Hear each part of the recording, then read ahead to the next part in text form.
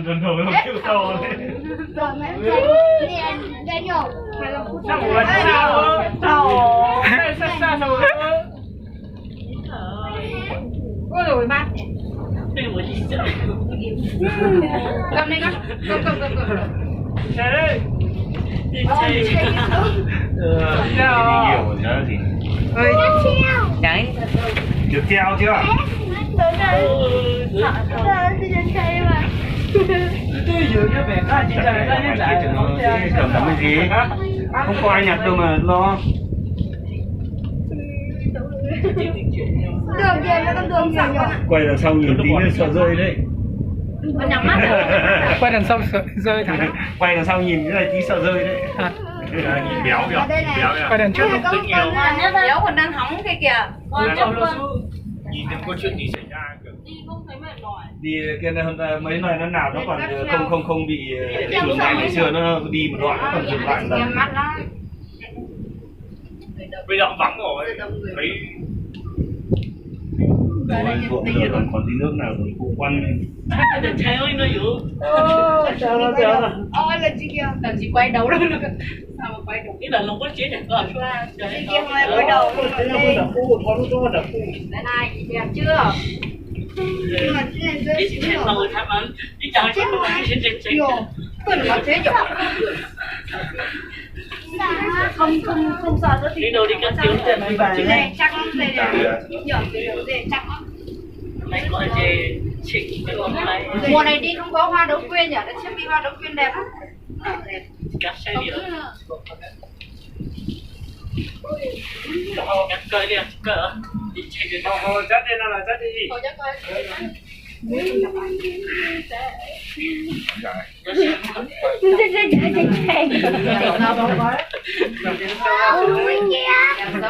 Tao cứ kể lại thôi đừng rồi. giờ mà kể đó rồi Cây này nó bắn được. chết tao ơi Dốc này. Leo dốc kìa.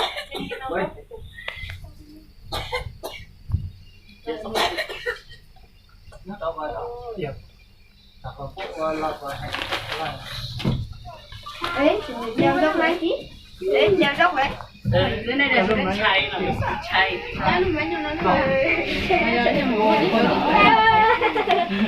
nhìn trên trời kìa. Tao ăn tao thấy có chung nào. Nhìn lên trên trời.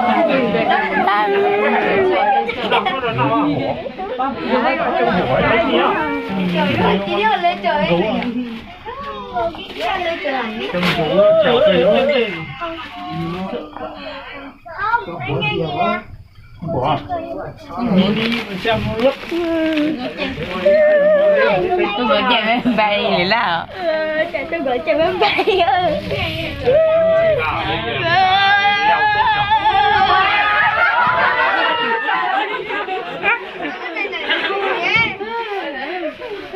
Cái này kiểu gì ấy? tôi lừa không mà chế Tôi lừa quá chị cơ nên có chưa tiền tối à Ôi sai rồi, sao biết được mà sai ra sai sai trên cơ mà. cái gì được chứ đừng chơi xe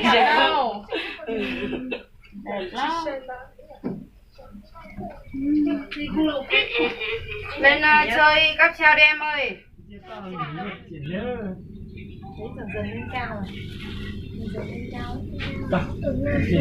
Một đoạn này kiểu sắp chạm vào đất. Tao lửa mà phi chúa tí Thôi, đang ở trên xe. nó nói là ít Anh chưa tí nữa.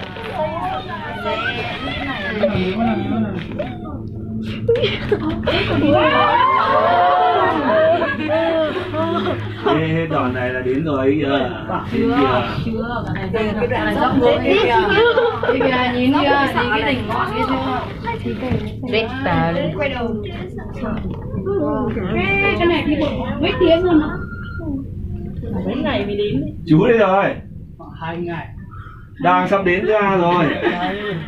Đẹp nay mà không ngồi dậy mà xem. Cứ đang ngồi tàu hỏa. Không ngồi đi còn tí còn chú ngồi không ngồi mà chú đi bộ được. dần dần lên cao rồi. Dần lên cao. Một đoạn thì kiểu sắp chạm vào đất. Là lửa ma phi đó chứ. Ôi, đang ở trên xe. Nhanh chưa tí nữa.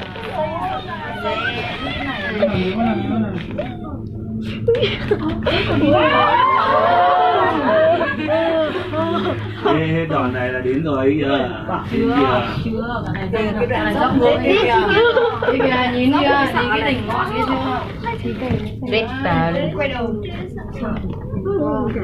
Cái này đi bộ mấy tiếng luôn đó. Mấy ngày mới đến. Chú đây rồi. 2 ngày. Đang sắp đến ra rồi. Đẹp nay mà không ngồi dậy mà xem.